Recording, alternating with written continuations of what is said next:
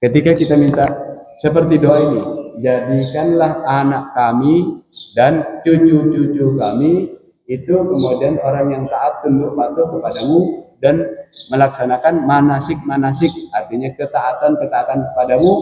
Apakah kita kemudian akan hanya berpikir itu mah dongeng doanya Nabi Ibrahim, bukan untuk saya? Ini yang sering terjadi. Padahal sedang kita baca berulang-ulang doa ini. Sebagaimana hadis tadi, orang yang sibuk dengan Al-Quran, dia mendapatkan doa-doa orang terbaik yang kemudian akan mendoakannya. Muslimin lak. Jadi termasuk ayat yang ke 129. Rabbana wa ba'ath fihim rasulan minhum. Kalau ini lebih tajam daripada ayat yang 124. Karena kalau ini langsung minta, ya Allah jadikan dari keturunan mereka rasulan minhum yatlu alaihim ayatika wa yu'allimuhumul kitaba wal hikmah wa yuzakkihim innaka antal azizul hakim.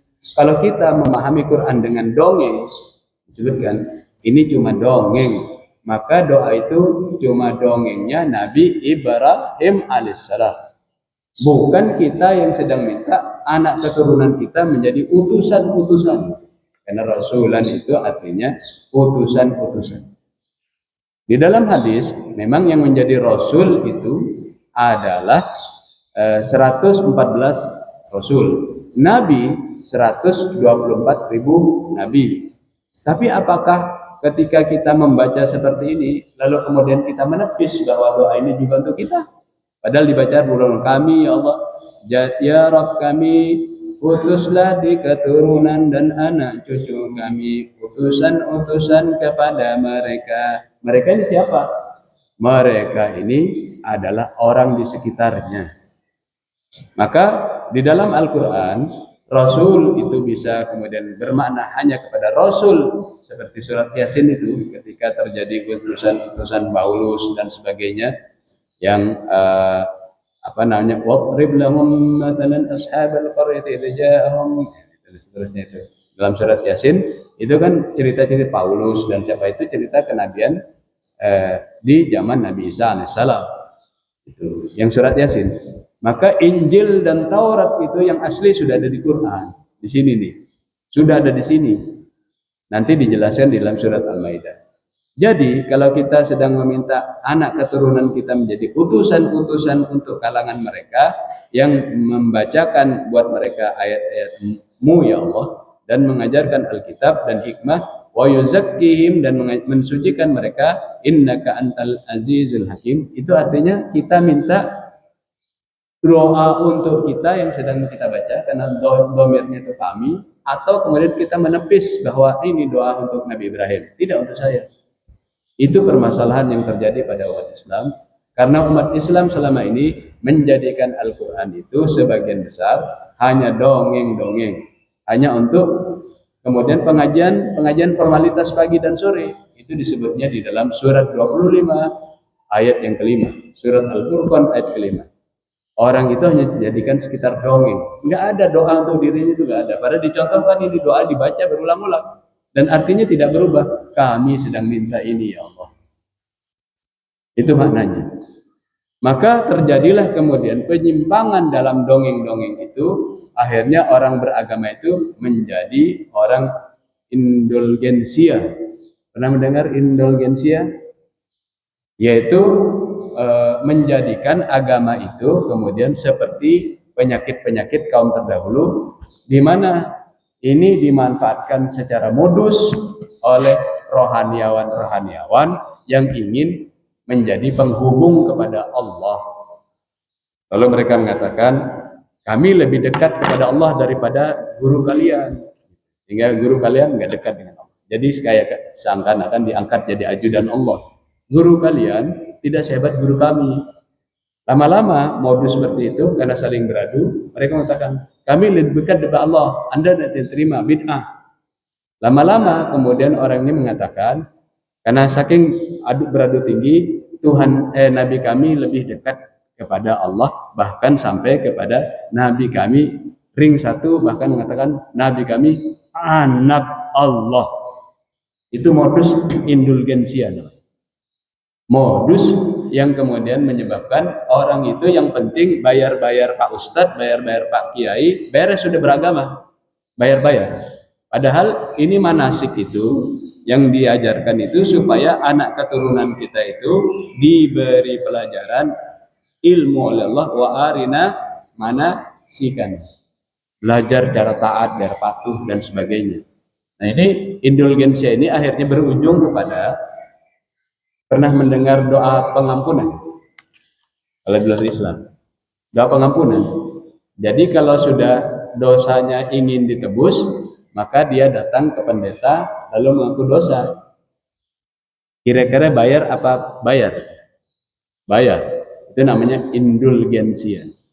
Minta tolong, didoakan, lalu bayar-bayar, udah selesai. Seakan-akan kita tidak terlibat dalam manasik-manasik dan kepatuhan-kepatuhan kepada Allah.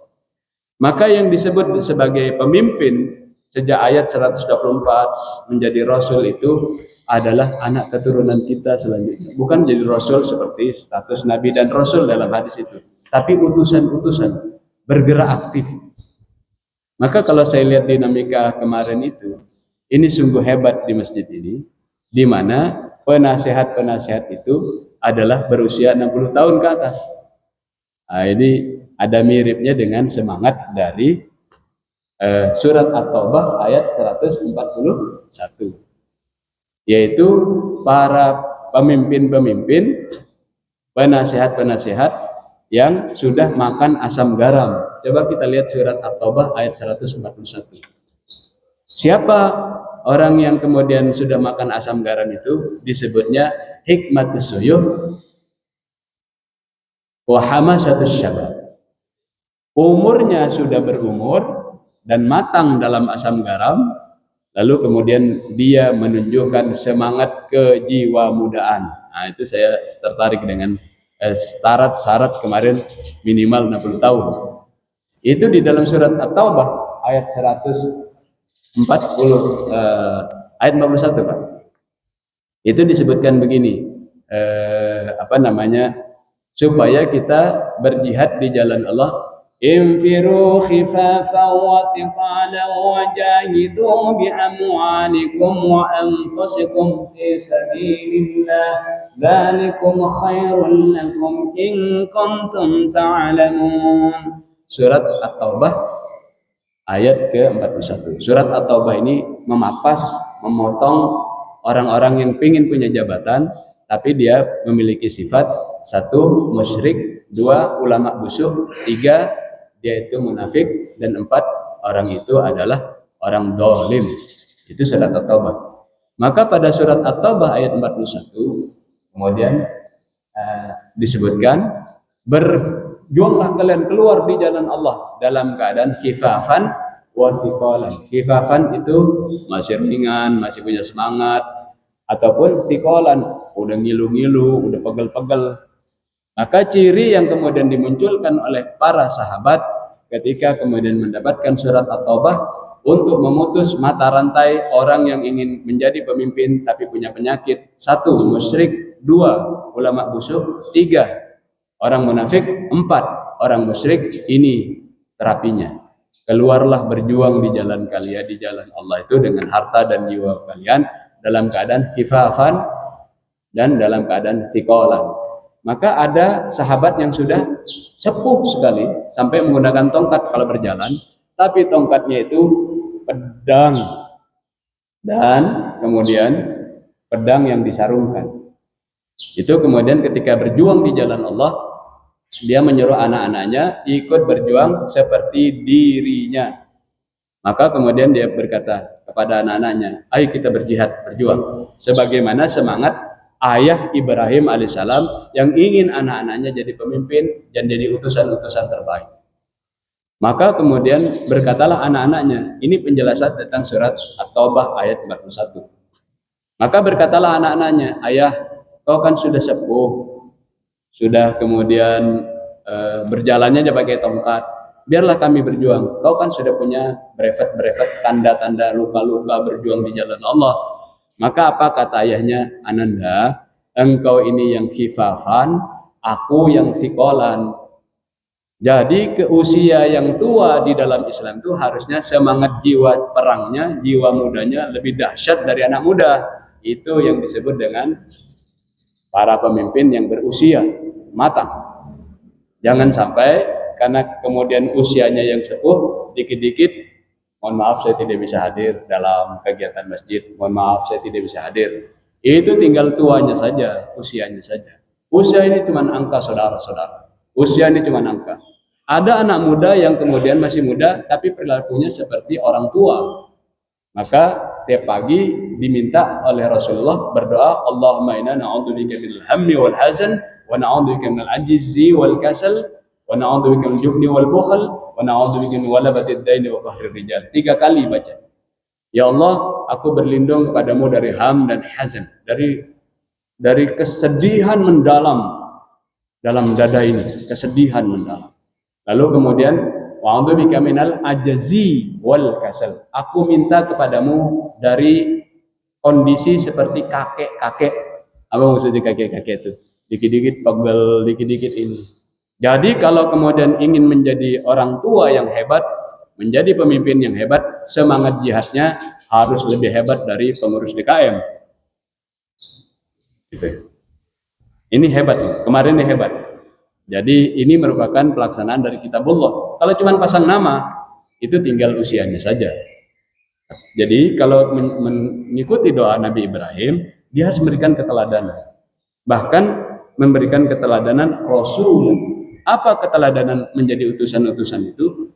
Yang utusan itu kemudian melakukan perbaikan dalam membaca kitab.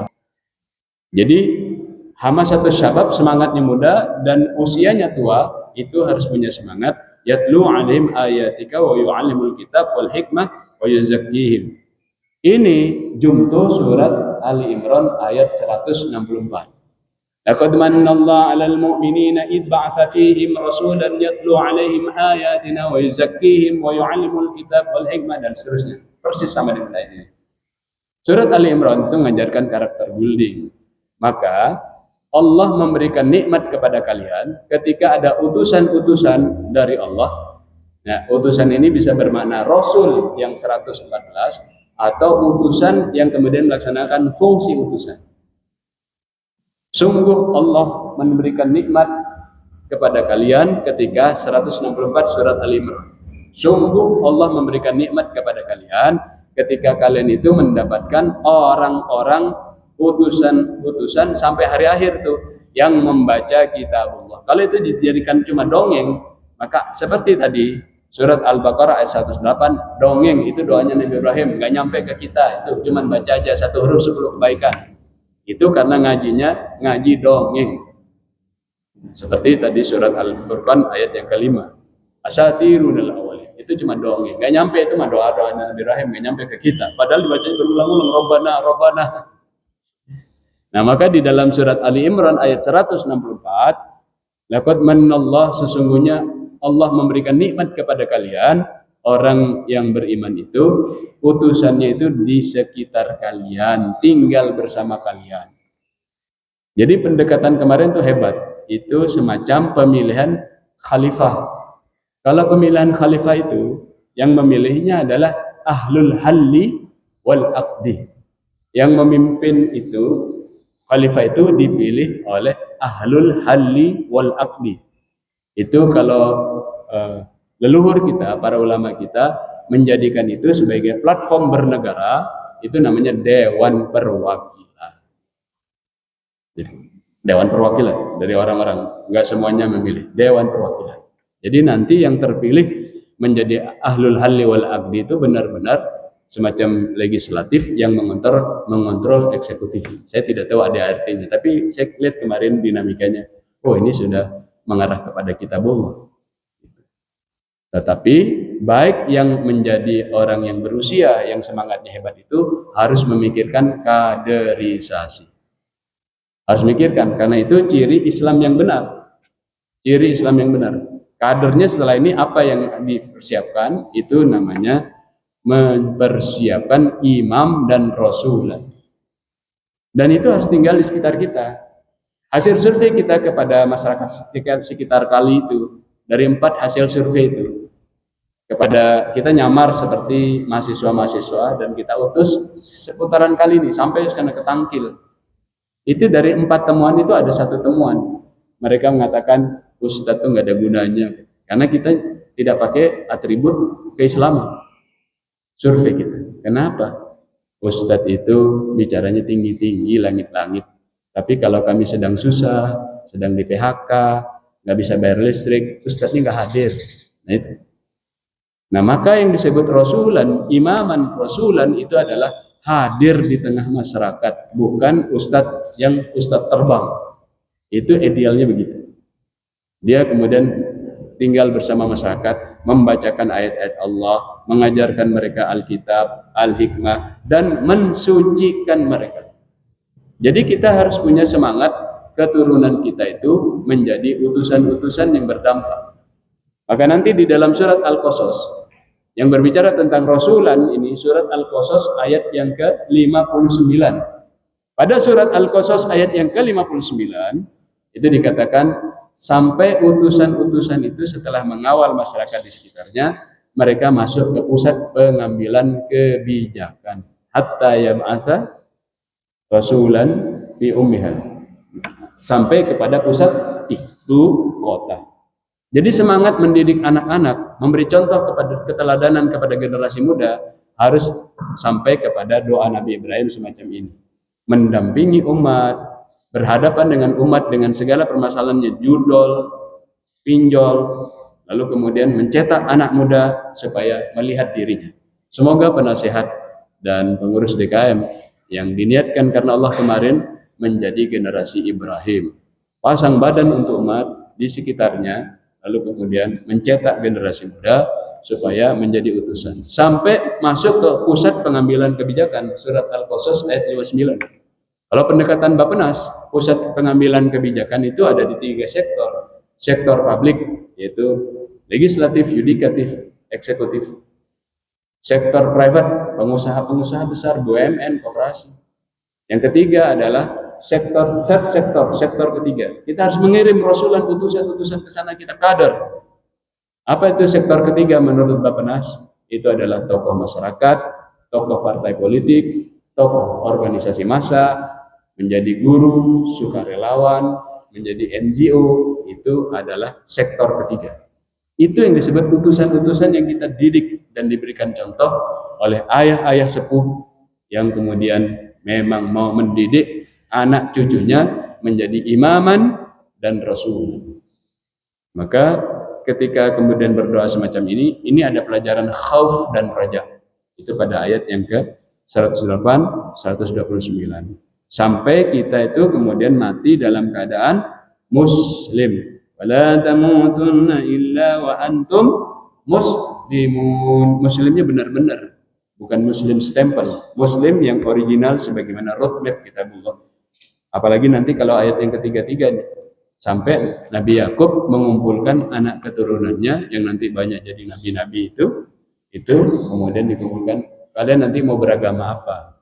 Maka Nabi Yakub mengingatkan yang benar itu cuman muslim, wa nahnu lahu muslimun, dan itu dideklar oleh anak keturunannya.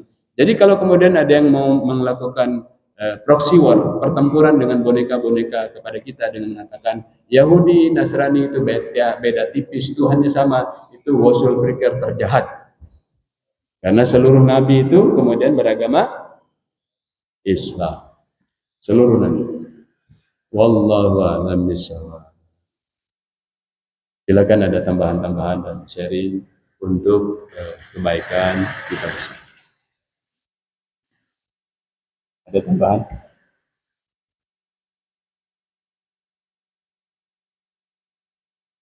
Silakan. Silakan. Mic ini.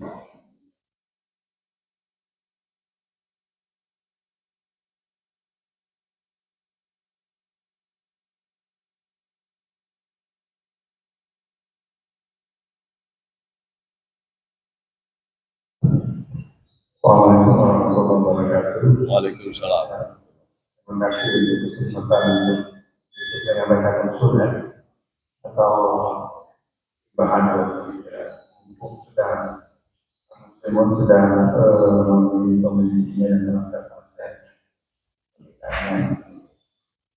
saya ingin sedikit share, ini bukan hal yang baru tapi hal yang umum kita di rumah. Jadi kalau kita membuat suatu proyek atau pekerjaan tertentu, maka sebaiknya kita harus memiliki mapping atau frame of thinking. Itu cara kita membuat frame atau bagian dari cara mengambil keputusan itu dengan sebuah sketsa. Jadi banyak cara untuk melakukannya. Salah satu strategi yang paling umum yang dilakukan terutama korporasi besar yang bisa itu yang memiliki kotak atau sistemnya. Jadi misalnya contohnya Muslimun ingin memilih pemimpin KDS, pemimpin DKR-nya untuk kesehatan. Jadi itu sebuah kotak untuk proses pola apa yang terjadi di sebuah kotak. Tapi sebelum itu kita harus bertanya visi apa atau opportunity apa yang kita inginkan dari proses.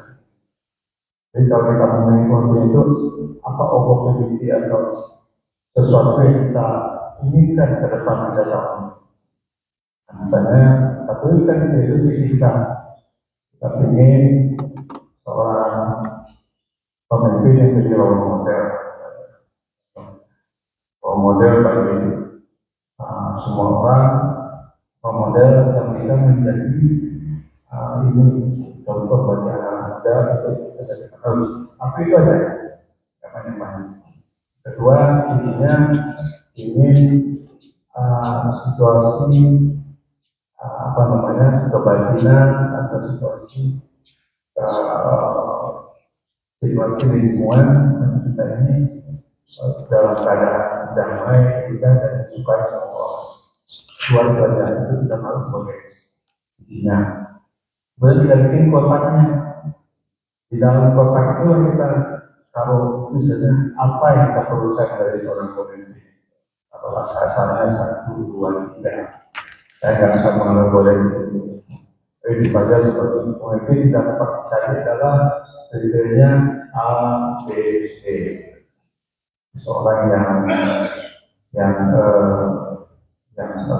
mempunyai pengetahuan yang cukup secara Islami atau syariah, ketauhidan, keislaman, dan itu dia kita lihat itu dalam kehidupan sehari-hari dan itu bisa bersekolah. Yang kedua misalnya yang seseorang yang mampu memanage dan melihat apa-apa yang perlu atau apa yang disampaikan oleh orang yang tidak terlihat oleh orang lain, dan dia bisa membaca dalam bentuk good picture yang melihat picture atau gambar dan keperluan permasalahan apa yang bagi. Yang ketiga misalnya apa?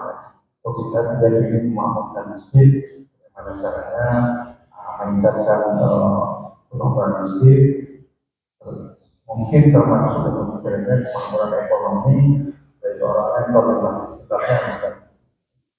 Kalau kita masukkan ke dalam kotak, dan kalau kita sudah punya proyek opini, kita punya dream atau visinya, dan kotak kita punya kriteria daripada pemimpin, lalu itu namanya input. Nah, dari inputnya nanti apa yang akan menimbulkan perjanjian pemimpin itu dipilih. Maksudnya inputnya sosialisasi, bagaimana musyawarah, dan outputnya ini apa? Outputnya itu bisa akhirnya semuanya kita ingin capai dan goal ini kita apa? Goal ini menunjukkan nanti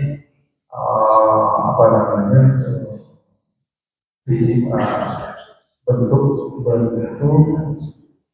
konkret dari visi kita ini. Soalnya dua kata kayak bagaimana. Nah, setelah kita bisa memetakan seperti itu, kita punya sebuah proses atau alur kalau kita di dalam komputasi itu namanya alur pemikiran yang sudah dibikin dengan baik dan didesain dengan baik. Nah, barulah itu dilakukan nanti prosesnya dengan detail. Nah, kemudian kalau kita sudah punya alur format berpikir seperti itu, maka kita bisa melakukan evaluasi nanti. Nah, setelah kita melakukan ini, kemudian kita evaluasi lagi apa dari sistem kita ini yang berjalan baik, apa yang tidak baik, apa yang kita miss, apa yang kita perlu perbaiki next di yang berikutnya. Jadi satu itu, yang kedua, waktu kita menetapkan membuat format framework thinking ini, kita bisa melakukan risk management. Nah, kalau kita melakukan ini, kita bisa menghitung risknya, apa yang ada di dalam kontrol kita, apa yang tidak bisa kita kontrol. Itu aja sesuatu yang sebenarnya nggak sulit. Saya terlalu rocket science gitu, tapi ini akan membawa kita ketika mengambil keputusan atau menjaga satu proses itu akan menjadi kompetitif dan kualitas pada waktu. Saya sedikit teknis dan cuma ini aja dari pengalaman aja, mungkin ini bisa dipakai yang benar-benar berguna. Enggak hanya sebagai bahan untuk share. Assalamualaikum warahmatullahi wabarakatuh. Assalamualaikum warahmatullahi wabarakatuh. Terima kasih Pak Taufik sendiri yang dirahmati Allah Subhanahu wa taala. Kita berada di dalam fase mempersiapkan calon imam, bukan calon imam salat ya, imam pemimpin, dan mempersiapkan generasi Rasul yang dia hadir menjadi utusan-utusan dari Islam ini, membuat orang-orang itu paham tentang roadmap dan flowchart. Ini yang sedang kita baca tadi. Roadmapnya seperti apa, flowchartnya seperti apa. Ini kita sedang pelajari. Maka pada ini terima kasih inspiring tadi. Pada ayat yang ke-126 itu visi seorang pemimpin itu harus jauh. Jadi mau jadi pengurus negara, mau jadi pengurus DKM, mau jadi legislatif negara, mau jadi legislatif DKM ataupun organisasi di atasnya, itu visinya harus jauh. Ini seperti disebutkan oleh surat Al-Baqarah 126 di pojok kanan itu, di mana Nabi Ibrahim alaihissalam memiliki visi yang sampai dirasakan sekarang 6.000 tahun lebih setelah Nabi Ibrahim membacakan visi ini. 6.000 Pak, bukan hanya seumur korporat, tapi 6.000 pada ayat yang ke-126. Karena ciri leader yang kita cetak ini, menjadi imaman, menjadi pemimpin, menjadi utusan yang dia hadir di masyarakat, tidak hit and run, tapi dia hadir, bukan teori saja, hit and run. Hadir dia. Kalau masyarakat kena pinjol, kalau masyarakat kena rumahnya rusak, kena banjir, dia hadir. Tidak hit and run. Itu cirinya mereka itu adalah bisa menghadirkan visi yang jauh ke masa sekarang. Jadi pelatihan kita kepada leadership orang-orang yang cetak, anak cucu kita itu adalah melahirkan visi, menciptakan orang yang punya visi yang jauh yang dihadirkan sekarang. Orang yang tidak mengerti leadership nggak ngerti, kok kenapa dia bicara begini-begini, itu masih awam-awam. Enggak, itu artinya orang itu sudah punya kemampuan leadership, membaca masa depan. Itu yang disebut dengan visi, vision. Ini dijelaskan dalam surat Al-Baqarah sebelum 126. Sampai 6.000 tahun tuh berikutnya kemudian dirasakan negeri Mekah yang makmur, barakah, datang buah-buahan, devisa datang terus, gitu kan? Devisa terus yang menyebabkan orang-orang Raja Abraha itu kemudian marah karena devisanya datang ke Mekah, tidak datang ke tempat kerajaan dia di Ethiopia. Jadi pelajaran pengalaman untuk menangkap forecasting, merencanakan masa depan itu dilatih di dalam surat Al-Baqarah 126. Cuman kita sudah melewati masa itu.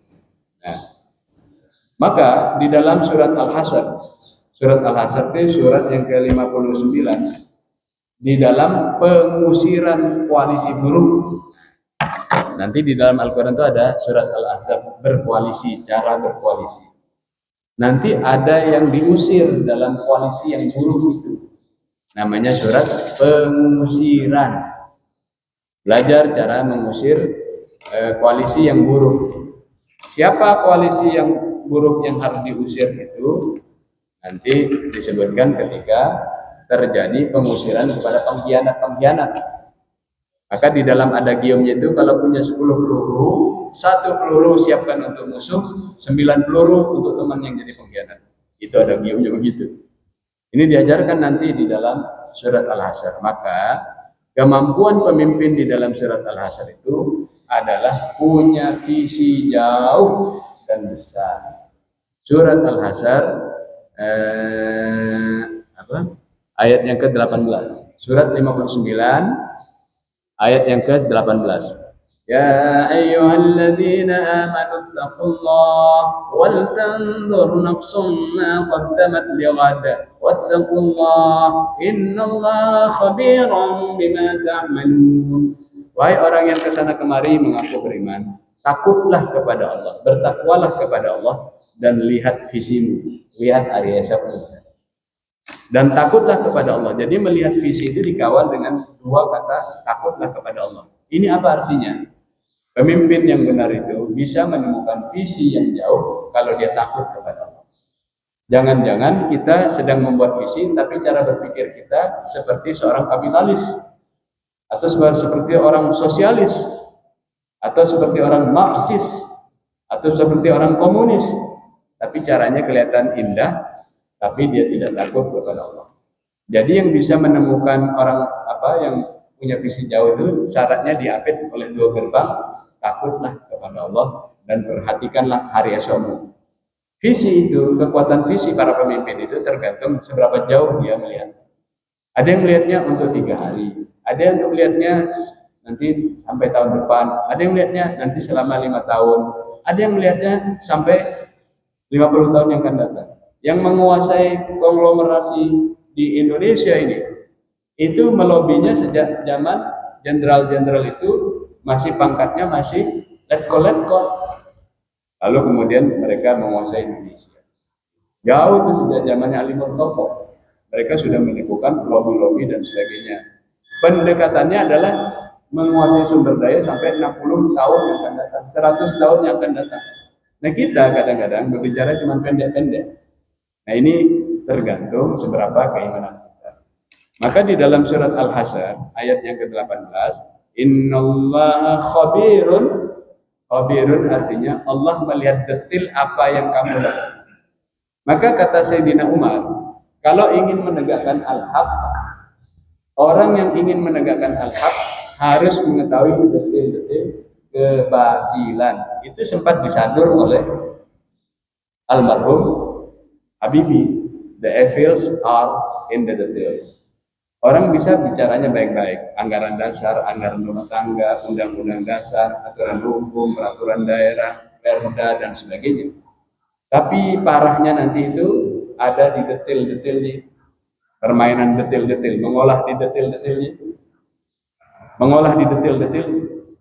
Maka pemimpin yang hebat itu sampai mengetahui permainan olahan detail itu nanti. Ini perda ini detailnya siapa yang ownernya nih, undang-undang nih, peraturan daerah. Undang-undang ini siapa yang bikin? Ownernya siapa dia? Konglomerat mana yang kemudian membuat tentang legal drafting?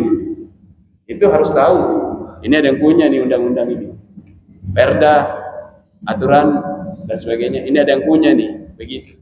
Ketajaman ini hanya diketahui oleh mereka yang mentadaburi kitab hukum.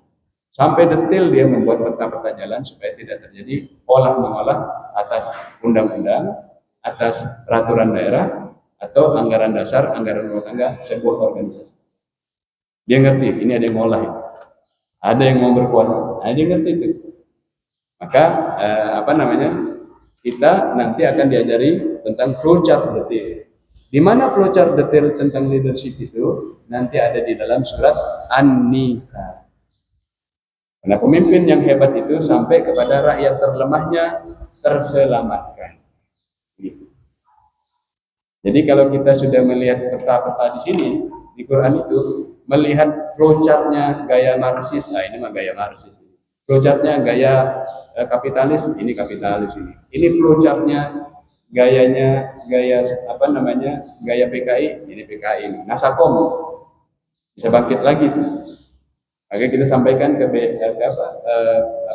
penanggulangan terorisme itu BNPT supaya kemudian mengantisipasi komunis gaya baru yang bangkit dengan menggunakan baju rohaniawan. Karena dulu yang menjadi anggota legislatif dari PKI itu kiai. Ada saya nomornya ada namanya. Data anggota legislatif dari PKI. Jadi kemampuan kita dengan tadabbur ini nanti bisa membaca detail permainan-permainan dan tipuan-tipuan dan kita bisa melakukan mitigasi resiko terhadap aturan dan flowchart yang kita bikin karena kita tahu kalau melakukan ini dampaknya ke sana. Kalau melakukan ini ujungnya ke sana.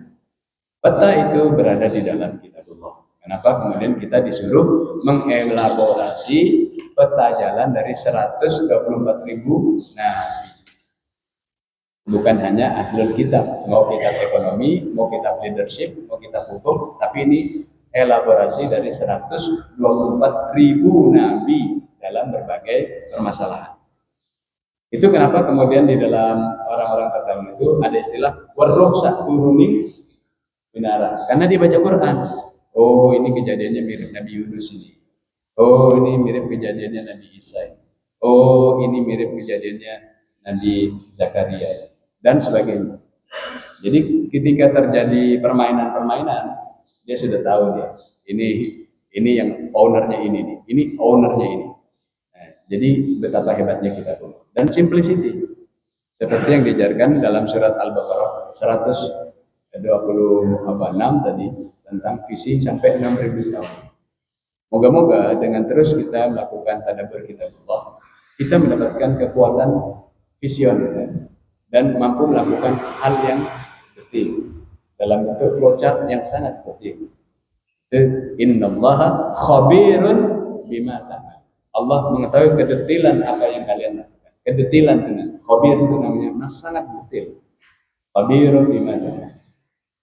Inspirasi yang sangat baik, luar biasa. Kajian kita dalam takdir menjadikan anak cucu kita sebagai imamat dan rasul sampai dia masuk ke pusat pengambilan kebijakan karena dia berlatih mengawal orang-orang di sekitarnya, mensucikan jiwanya, membacakan kitab Allah, membacakan peta jalan, dan kemudian menyambil hikmah. Moga-moga anak keturunan kita melakukan apa yang didoakan seperti yang kita doakan, meniru doanya ayahanda Ibrahim alaihissalam. Terima kasih sharing yang luar biasa. Mari kita akhiri dengan hamdalah, kafaratul majlis dan doa penutup doa.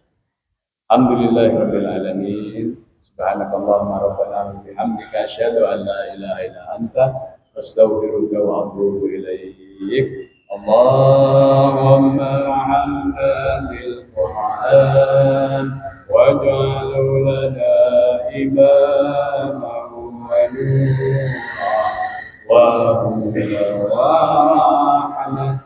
Allahumma dhakkirna minhu ma nasina wa 'allimna minhu ma jahilna warzuqna tilawatahu ana al-layli wa atrafan nahar waj'alhu lana hujjatan ya rabbal alamin. Alhamdulillahirabbil alamin. Allah yaqul haqq wa yahdi sabil. Assalamualaikum warahmatullahi wabarakatuh.